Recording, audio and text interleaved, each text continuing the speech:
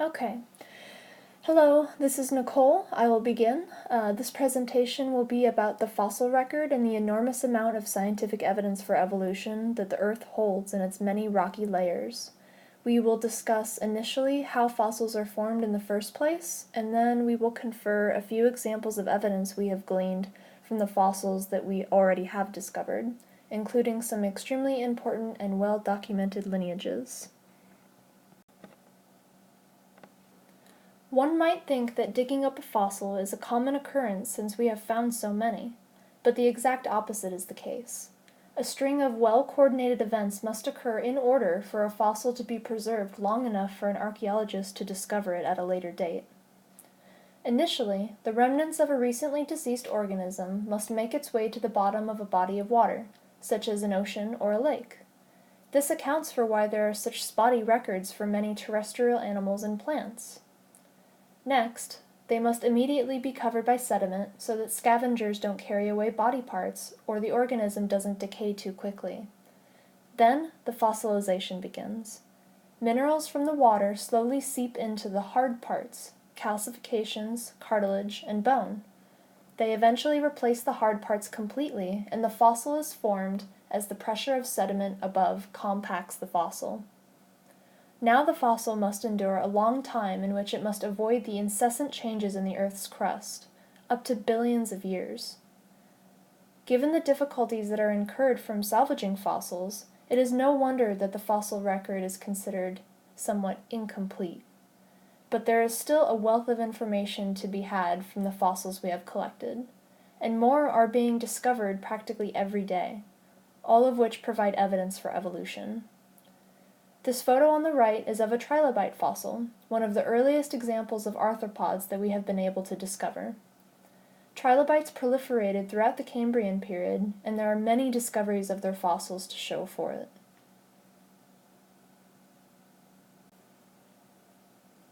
So, on the previous slide I mentioned evidence for evolution. There are actually several instances of such, but we will present some major ones to you as we go along. First of all, as we peruse the strata of rock that compose the lithosphere of Earth, we observe the representative organisms within each layer. We can use the diagram on the right for a distilled version.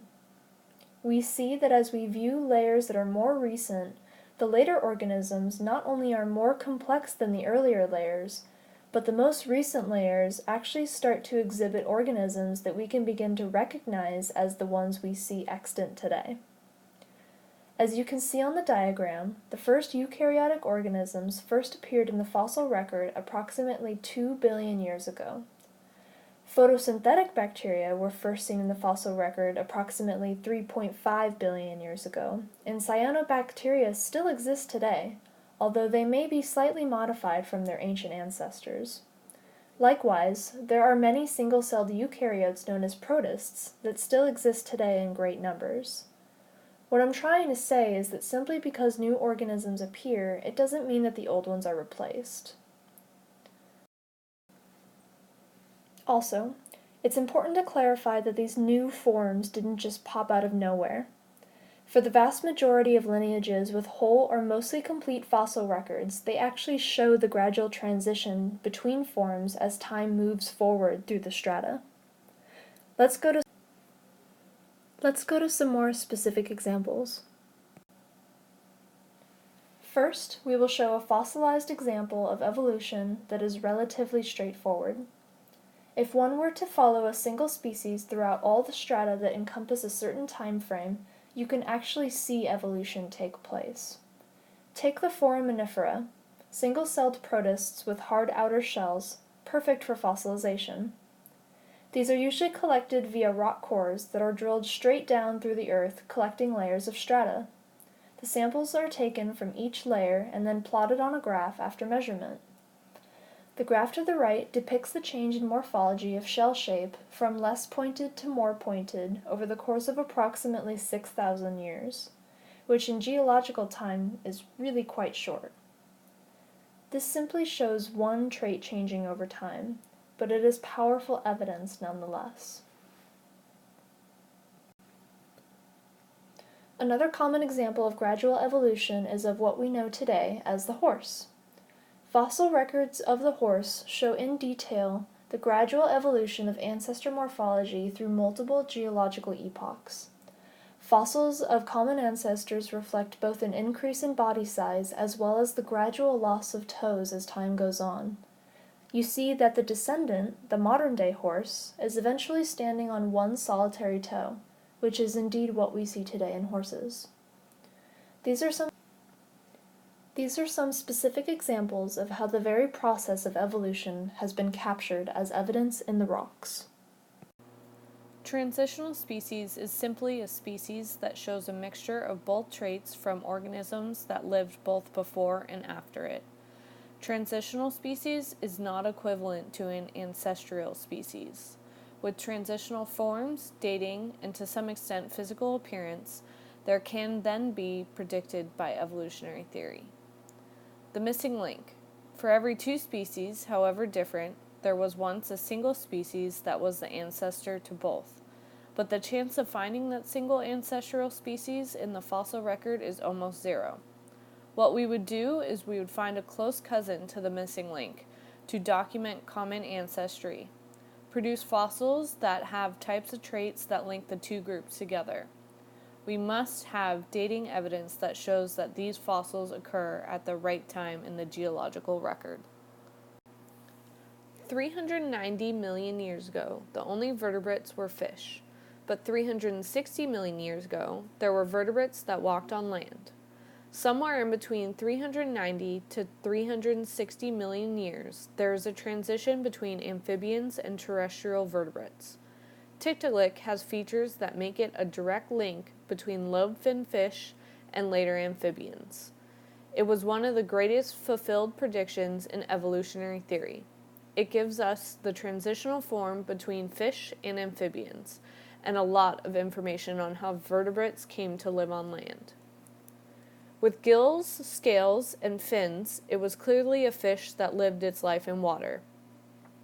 With a flattened head, eyes, and nostrils on top of its head, possibly for looking and breathing above water. Fins became more robust, allowing it to push itself upward. Tiktaalik also had a neck, which is significant because fishes do not have necks. Tiktaalik also had sturdy lungs that help push air into its lungs, and fewer, sturdier bones. Perhaps moving on land happened to make their way to another stream, or avoid predators, or find food. But in the end, natural selection helped evolve them into amphibians. What is the use of a halfling? This question came up frequently to try doubting evolution, since birds are thought to have evolved from reptiles. How could it be possible that they developed features to be able to fly? It is hard to explain because intermediate stages of species with beginning stages of wings haven't been discovered. Since we have fossils from ancestral stages and more recent stages, it isn't too difficult to come up with the transitional stage. Gliding is the first step towards flying. It has evolved independently in mammals, marsupials, and lizards. It isn't hard to imagine the next step of flying, which later did evolve. Archaeopteryx, the first link between birds and reptiles. It has traits that an expected transitional form would have, and the age is about 145 million years old, which is where it would be expected to be found. The Archaeopteryx is more reptile-like than bird-like. This would be called mosaic evolution, because the Archaeopteryx is halfway between a bird and a reptile. It has features from both bird and reptiles. Modern whales show up approximately 30 million years ago. Transitional forms of the whale had been found from 52 to 40 million years ago. Whales were transitioned from land to water. An animal called Indohyus lived approximately 48 million years ago. The features closely resemble modern whales. This animal is thought to be partly aquatic, which then will lead to a fully aquatic whale. Indohyus isn't an ancestor of the whale, but it is possibly a cousin. The pelvic bones in whales and dolphins began to diminish. Form follows function, and if it isn't being used, then they will lose it. What fossils say? There's a gradual change in lineages shown in transitional stages. Species do evolve from pre-existing species. For example, lizards lost their legs to give rise to snakes. We find transitional forms where they should be. Ancestral birds were found after dinosaurs but before modern birds.